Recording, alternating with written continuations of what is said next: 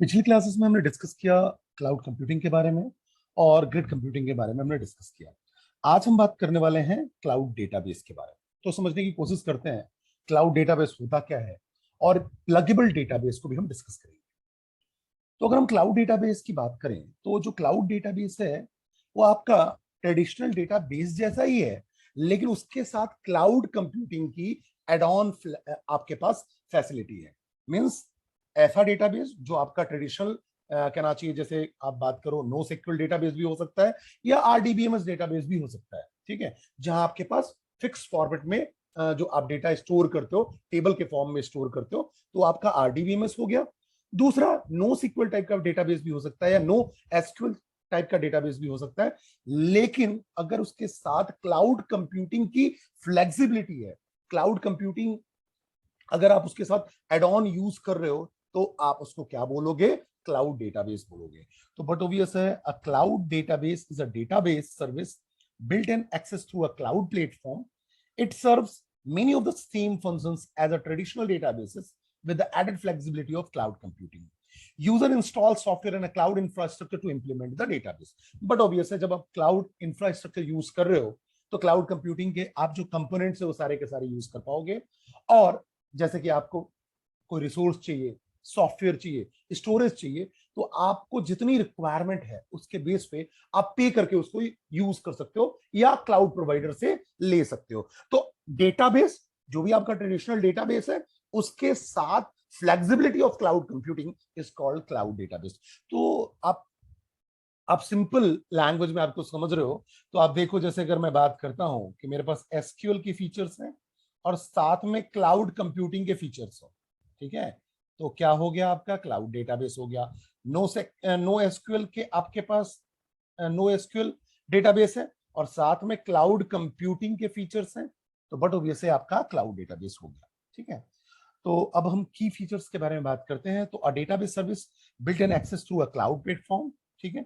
Then it enables enterprise user to host database without buying dedicated hardware. Because आपको dedicated hardware buy करने की इसलिए जरूरत नहीं है क्योंकि जितनी आपको रिक्वायरमेंट होगी वो आप परचेस करते जाओगे ऑन डिमांड, ठीक है, paper basis, okay, because cloud computing की फैसिलिटीज है इसलिए।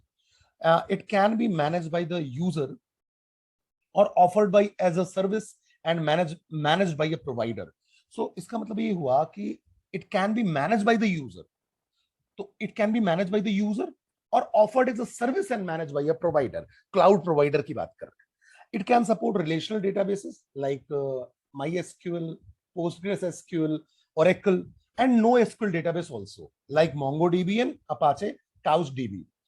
It is also access through a web interface और वेंडर प्रोवाइडेड एपीआई। अब वेब इंटरफेस के थ्रू इसलिए भी एक्सेस हो जाएगा बिकॉज क्लाउड कंप्यूटिंग की फैसिलिटीज है, ठीक है, और कोई एपीआई एप्लीकेशन प्रोग्रामिंग इंटरफेस के थ्रू भी आप इसको एक्सेस कर सकते हो। देन हम बात करते हैं प्लगेबल डेटाबेस की। अब अगर आपको प्लगेबल डेटाबेस समझना है तो प्लगेबल डेटाबेस के पहले आपको एक टर्मिनोलॉजी समझनी पड़ेगी, that is called multi tenant. Multi tenant feature की हम बात करेंगे। तो मल्टी टेनेंट फीचर होता क्या है पहले हम समझते हैं। What is multi tenant? तो अगर आप ओरेकल 12c की बात करो तो Oracle database 12c introduce a new feature called multi tenant. और जो ये मल्टी टेनेंट फीचर है, it provide the ability for a single instance to manage multiple database. Multi tenant के थ्रू आप करते क्या हो? एक सिंगल इंस्टेंस के थ्रू मल्टीपल डेटाबेस को आप हैंडल कर सकते हो। This is the main feature of Oracle 12c। और ओरेकल 12c के ऑनवर्ड जितने भी वर्जन है उसमें आपके मल्टी टेनेंट कहना चाहिए मल्टी टेनेंट का फीचर है, जिसके थ्रू आप क्या करते हो? एक सिंगल इंस्टेंस के थ्रू मल्टीपल डेटाबेस को मैनेज करते हो, ठीक है। The multi tenant architecture enables an Oracle database to function as multi tenant container database, ठीक है। और मल्टी टेनेंट के बाद ही आपके पास एक टर्मिनोलॉजी आया, that is called container database. और कंटेनर डेटाबेस कुछ नहीं है, container database is created when that database supports Oracle multi-tenant option। तो जैसे ही मल्टी टेनेंट ऑप्शन आपके पास इनेबल होगा तो ऑटोमेटिकली एक कंटेनर डेटाबेस क्रिएट हो जाएगा। अब अगर मल्टी टेनेंट डेटाबेस के हम इंस्टेंस की बात करें, what is instance? Multi tenant instance. तो this is the term used to distinguish between a database instance that support multi-tenant database and one that does not. तो अगर एक नॉर्मल अगर कहना चाहिए ओरेकल का इंस्टांस है, ठीक है, तो बट ऑब्वियस वो मल्टी टेनेंट को सपोर्ट नहीं करेगा। लेकिन अगर हम बात कर रहे हैं मल्टी टेनेंट डेटाबेस इंस्टांस की, तो आपका क्या करेगा, मल्टीपल डेटाबेसेस को एक साथ मैनेज करने में हमारी हेल्प करेगा, ठीक है। और जैसे ही आपका मल्टी टेनेंट डेटाबेस इंस्टॉल हो गया, तो आपके पास क्या हो जाएगा, कंटेनर डेटाबेस क्रिएट हो जाएगा, ठीक है। और जो कंटेनर डेटाबेस होगा उसके साथ आपके पास एक रूट कंटेनर होगा जिसको हम सीडीबी रूट बोलते हैं, सीडीबी कंटेनर डेटाबेस रूट, ठीक है, जो कि उसके डेटा डिक्शनरी के साथ अवेलेबल रहता है। इस बात को ध्यान रखना। अब जो रूट कंटेनर डेटाबेस है, इट इज क्रिएटेड ऑटोमेटिकली, आपको बनाने की जरूरत नहीं है। जैसे ही मल्टी टेनेंट डेटाबेस बनाओगे, कंटेनर डेटाबेस क्रिएट हो जाएगा, कंटेनर डेटाबेस के साथ साथ आपका रूट कंटेनर डेटाबेस भी क्रिएट हो जाएगा। तो आपने अब टर्मिनोलॉजी समझ ली। एक टर्मिनोलॉजी आपने समझा सीडीबी की।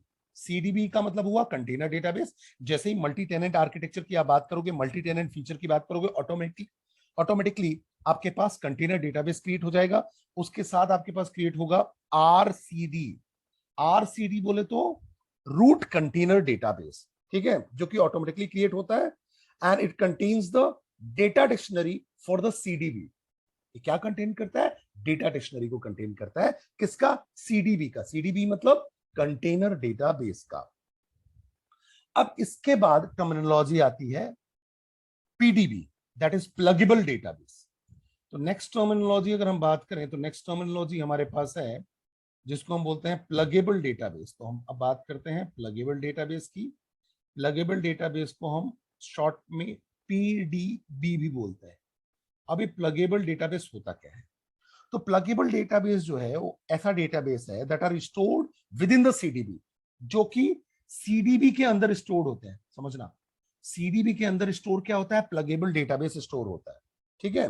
सो a PDB is a portable collection of schema objects and non-schema object that appear to an Oracle net client as a non-CDB। तो अब आपके पास देखो तीन टर्मिनोलॉजीज हैं। सबसे पहले हमने मल्टी टेनेंट की बात की। मल्टी टेनेंट फीचर है which provide the ability for single instance to manage multiple databases. Okay, then जैसे ही आप मल्टी टेनेंट डेटाबेस कहना चाहिए मल्टी टेनेंट फीचर को इंप्लीमेंट करते हो या मल्टी टेनेंट आर्किटेक्चर को इनेबल करते हो, तो सबसे पहले आपके पास क्या होता है, मल्टी टेनेंट डेटाबेस का इंस्टेंस क्रिएट होता है, ठीक है। उसके बाद ऑटोमेटिकली एक कंटेनर डेटाबेस क्रिएट होगा, ठीक है, जो कि मल्टी टेनेंट ऑप्शन को सपोर्ट करने के लिए है, ठीक है, जिसके पास रूट कंटेनर डेटाबेस होता है जिसको मैंने बताया आरसीडी, ठीक है। और ये जो रूट कंटेनर डेटाबेस है इट इज क्रिएटेड ऑटोमेटिकली जैसे ही आप मल्टी टेनेंट डेटाबेस को क्रिएट करते हो। और ये क्या कंटेन करता है, डेटा डिक्शनरी को कंटेन करता है फॉर द सीडीबी। देन अगर आप प्लगेबल डेटाबेस की बात करते हो, तो प्लगेबल डेटाबेस आपका जो है is the portable collection of schema, non schema objects और सिंपल स्कीमा ऑब्जेक्ट की बात करते हो that appear to an Oracle net, ठीक है। और these are the databases that are stored within the CDB.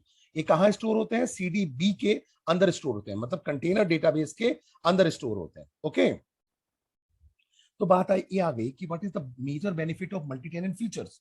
तो ये क्या करता है, फास्ट है, ठीक है। न्यू डेटाबेस की जो कॉपी है वो फास्ट क्रिएट करता है नए प्लेटफॉर्म पे, ठीक है। और साथ में जो भी पैच है या अपग्रेड है, कोई भी अगर अपग्रेड आप करना चाहते हो ओरेकल डेटाबेस में वर्जन में, ठीक है, तो ये बड़ा ही फास्ट परफॉर्म होगा अगर आप मल्टी टेनेंट फीचर्स के थ्रू करोगे। तो पैच और upgrade the Oracle database version for many database quickly and for the human cost of doing it once.